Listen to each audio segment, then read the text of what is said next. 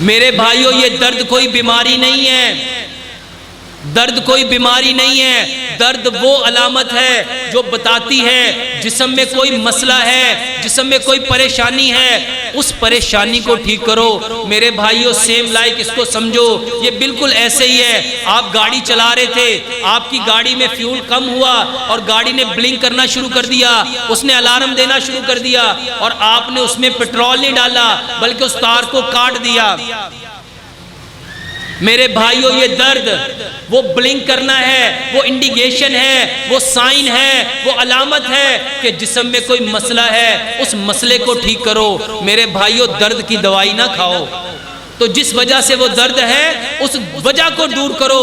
اور اس کائنات میں جتنی وجوہات ہیں میرے بھائیوں دردوں کے لیے، بہترین دوائی جو استعمال کی جاتی ہے وہ دودھ میں ہلدی اور دال چینی ڈال کے پینا ہے، کیونکہ یہ جو ہلدی ہے وہ ہمارے جسم کے اندر جتنی توڑ پھوڑ ہوتی ہے میرے بھائیوں اس کو ہیل کرنے میں بہترین ریمیڈی ہے۔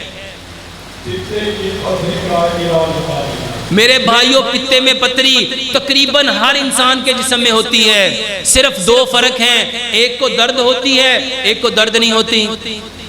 ڈاکٹر کے پاس جاؤ گے وہ آسان سا حل بتائیں گے، پتے کی سرجری کراؤ، اس کو نکال لو۔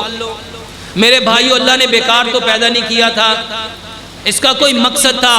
اگر آپ کے پتے میں درد ہے پتری کی وجہ سے، ایک گلاس پانی لو، اس کے اندر ایک پورا نیبو نچوڑو، اس کو اچھی طرح گرم کرو، اور ایک چائے والا چمچ اس میں زیتون کا تیل ملاؤ، ایک چمچ شہد ملاؤ، اور میرے بھائیوں وہ پانی پیو۔